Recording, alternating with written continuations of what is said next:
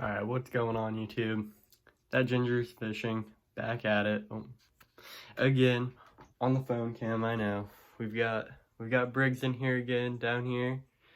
We've got a new person with us, or fish, I should say. It's Nismo. And before we kick off the video, let me close the door, because today we're going to be talking about Texas rigs. I'm going to give you a couple tips, what I like to do with them, and basically my knowledge of them. I've got a Bonito bug, a speed craw from Strike King, and then some Zoom worms so we can cover all faces of it. Alright, let's get into it. Alright YouTube, so today we're going to show you how to go from this to this. It's pretty simple. There's a million videos out there about it. But yes, we're going to talk about the Texas rig today. Here we've got a Strike King speed craw, Zoom trick worm. We've got a worm hook, a nut or a bead for like Carolina rigs and whatnot, and a weight. And the weight doesn't really matter what type or anything, just your preferred bullet weight is what I should say. So your weight and whatnot. And then we've got the same thing, bullet weight, but we got an EWG hook over here. And that just means it's an extra wide gap. And then we've got the craw, and that's what we'll be dealing with today. So we'll take the craw. Ooh, actually first you'll put the weight on the line. So first you'll put the weight on the line, and then, so the weight would be up here, and you'd tie your preferred knot on your hook. I tie a Palmer knot. Yeah. So then the weight and the hook would just be dangling kind of like that. So we take that, take the craw, you put it through the top of the craw, and I like to put it just about right there. And then poke her out, and slide her up the craw. When I get to the bend, you want to kind of twist the craw while going up the bend, so then you don't rip your bait. Alright. There we go. And after that, you'll want to kind of size up where your hook will go into the craw, or basically into whatever you're using. So I size it up like this. I take it like that, I pull it down, push it through, and the hook will come out on the other side just like that. And to make it super weedless, I will pull the bait up and pull it back down over the tip of the hook, so then the tip of the hook will not get weeds or grass or whatever you're pitching into stuck on it. And it does not show, like, it doesn't get in the way of a fish biting it. It's like fish where you go to bite it, they boop, boom, craw. Or hook, not craw. There's already a craw. So you'll do that. Yeah. And with these, I like to either drag them across the bottom of the water, so then it's just like a nice steady thing, or I'd hop them. Pull up, pull it up, and pull it up, and then let it drop, and then drag it, and then pull it up again. Just a nice little hop. And that's how you do the craw.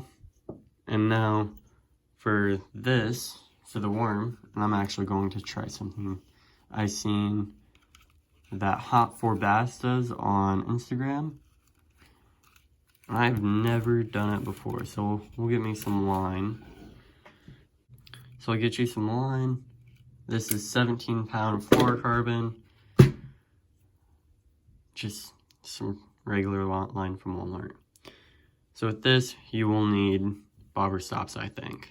I think it's going to make a dramatic difference to have bobber stops for this technique. So this little loop that the bobber stops have. Here, focus on that. Yeah, there we go. The little loop the bobber stop has. You want to take your line, you want to put it through the loop. Just a little bit. No, nothing too crazy. And then you want to take the bobber stop itself, the little black bead part, and you want to pull it onto the line. Kind of like that. Like you'll get that, and it will pinch your line. So you want to have plenty. And you just keep pulling it over. And keep pulling it on. Alright. It usually pinches my line just like that. Sometimes it won't pinch your line. I think it just depends on what it is. And we'll cut that little piece off.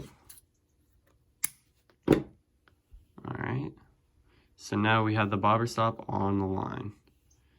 So now what you're gonna want to do is take your bullet weight, thread it onto the line, down to the bobber stop. We're gonna need plenty of room to tie that hook on. And after that, you're gonna want to put your bead. And you don't have to do this, like I said. It's just something I've seen. I want to try it out. So put your bead in between, it would be in between the hook and the weight. And it'll look something kind of like that, if you have all these materials, of course. And so now, you'll take your line, and I tie the Palmer knot, so I'll do that real quick. Oh.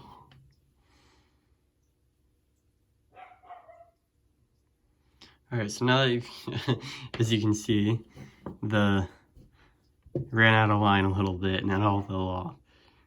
As you can see, you got the hook tied on. You want to cut off your access line. And so you'll slide your bead, well, your bead and your weight and everything would still be there.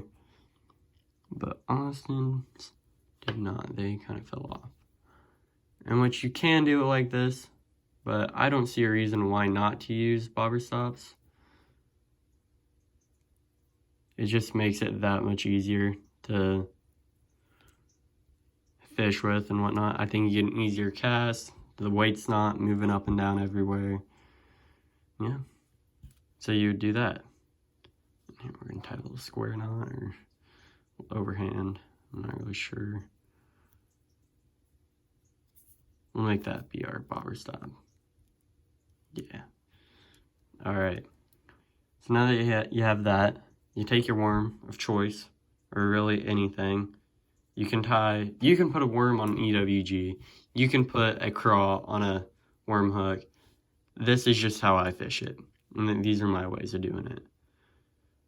So I put the hook just a little bit through there, poke it out. You want to make sure to twist on the worm hook again also. And you pull it up and through, just to where it's a little bit above the line. I like it like that. Now you take your hook, like the tip of the hook, and size it up once again. And then you'll slide it up, kind of push down,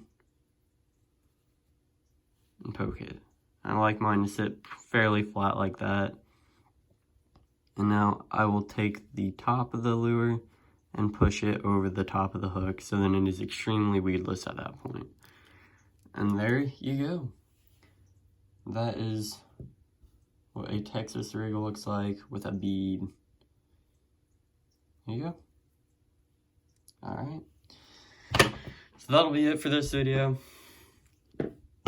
It's really simple. It's really easy to fish. You can either hop it, you can drag it. That is how you do a Texas rig. Fairly simple, not very hard to do at all. It costs like $8, $3 pack of these, $3 pack of these, of hooks, and then whatever bait you get. So yeah, that is all. Alright, thank you guys for watching. That Ginger is fishing. That is Briggs. And that is Nismo, my beta fish. Thank you guys once again, and there may or may not be a John Boat series coming at you. May or may not be. So stay tuned. It's coming at you. keep tight lines, that ginger's fishing.